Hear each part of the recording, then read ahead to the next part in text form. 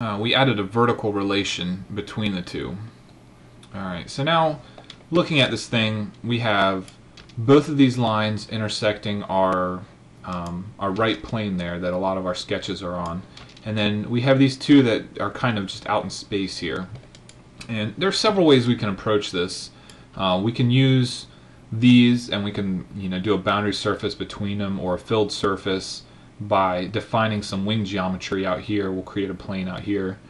We could use them as guide rails for a boundary surface. Draw a profile out here and come in this way towards the model. And really, the approach you take depends on, I don't know, your mood at the time. It could be, it could be one of any different approaches, and the end result would be either exactly the same or pretty close to the same. The approach you take really depends on you. I mean, there's no way around it. But one thing I want to mention is, if we were to come out here and select this to create a plane, we're not actually creating the plane that we want. And that's because this plane is taking the tangency at this point and it's making this plane normal to it, which means this plane is not going to hit this point, and that's going to be a problem for us. So what you want to do is take the right plane as your reference and then select either one of these endpoints, and that will give us a plane out here that we know both of these intersect. And what I want to do is I'm just going to call this wing plane. Alright, I can hide it, and I'm going to go ahead and sketch on it. Alright, and we're going to make use of a new relation here. I'm going to go ahead, I'm just going to sketch a spline, and I'm just going to start by giving a little bit of geometry so it's not a straight line. And what I want to do is show you the Pierce relation. Pierce relation is handy if your sketch plane intersects a curve, a surface, an edge. So what we can do, remember I mentioned earlier in the front view or the top view that you can't really select the endpoint of these projected curves. Now I could attach to it and I could drag it out there and it might stay, but updates aren't going to work very well. Since we use the endpoints, these two endpoints have a vertical relation in that top sketch between them. The plane that we're sketching on was created by selecting the endpoint. I know that this is always going to stay in the same relation to these no matter what updates I make. So I'm going to go ahead and shift select that line and select my endpoint here. And I want to show you the difference here. If we make a coincident relation, that just means that in this view, the endpoint of this spline hits this curve. It doesn't matter where it hits it, but it's going to hit it anywhere. And that's not really what we want. I mean, sure that's nice for some things, but in the case of these 3D curves, we really need to know that it's hitting this endpoint, which we know from our setup is where our sketch plane is defined. So what we want to do is we want to add this Pierce relation. So the Pierce relation is going to say this endpoint hits this line on this plane, and that's essentially what we're going to want to do. See, now I tried to select the endpoint here, and even though I can select it, I don't have any options. So what I do is I select that and give this a Pierce relation. You don't need to add that coincident relation. I just added it to show you the difference between the two. Alright, so now we're going to look at this thing, and we need to decide how we want to shape this wing.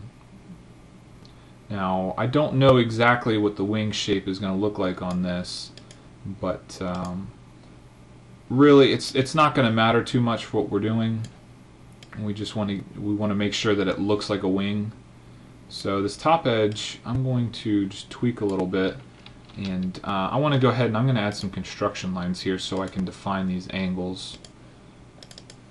And this one I'm actually going to give a vertical line to that too.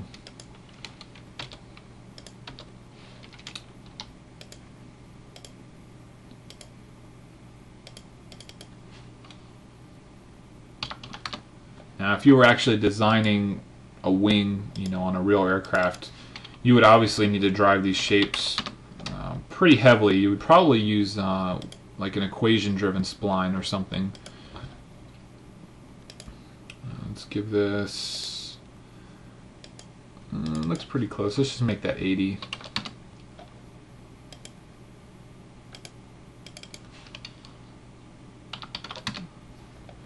Alright, so I'm going to exit out of that, and I want to show you one other thing real quick. First, actually, let me save this. And on this wing plane, I'm going to go ahead, I'm just going to create an offset plane.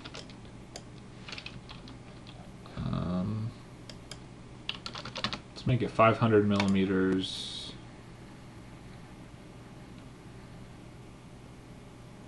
Actually, let's make it 2,000 millimeters. Alright. Alright, so what I want to show you is I'm going to sketch on this plane. Again, I'm going to just create a spline. I'm just going to make it 3-point. And what I want to do is use that Pierce relation again. And just, since we're not dealing with endpoints, this might be a little easier to see. Alright, so what we have is our sketch plane is intersecting these curves. And you can see by adding the Pierce relation, it makes these endpoints hit this curve on this plane. And if we were actually driving the shape of the wing this way, we could, we don't necessarily have to use these as guide rails, but we could set up a whole host of planes. You could come in here, you could say, I want to select this wing plane, and we want to do an offset, but say we want to do 5 planes at 1,000 millimeters each. So we could effectively drive the cross sections of this wing profile and use the Pierce relation, so we know that we're hitting our wing, you know, these wing guides, without actually using them as guide rails. And the reason I mention that is because, you know, like I said, you don't want to use too many defining lines or defining guides, because you can definitely introduce a lot of small geometry changes in a small space, and that doesn't always bode well for your surfaces. So just be real conscious of your options. What I'm going to do here is I'm going to sketch on the right plane, and I'm going to do the same thing. I'm going to use Pierce and make sure that my spline actually hits those, and then from there what we can do is we remember that, you know, we added dimensions to drive the shape of this wing over here, and again, you would know the dimensions that you need for your wing.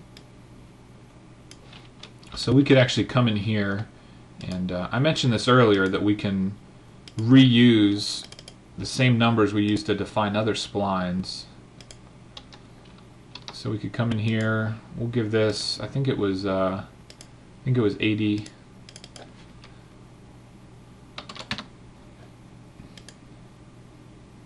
I think this was, I don't remember if it was 30 or 35.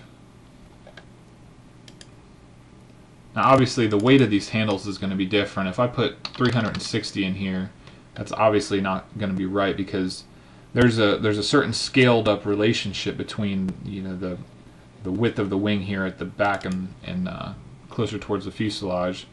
So I'm going to give that 750, and we'll just give that 1500. Alright, so what we have now is we can use a filled surface because we have, you know, a completely closed boundary. We know because of our plane definition that all these endpoints touch, so we can use that to drive the shape of our wing. We could, if we wanted to, use a loft. We can loft between those 2 points and use these 3D curves as our guide. Now you can see that's a straight line between these 2 points, and if we go ahead and we actually use that as a guide curve, it's going to pull that back. And we've also, this right here is 2D, so we could almost sweep this along that path, And then back in here for guide curves, we could come back and we could grab the back of that and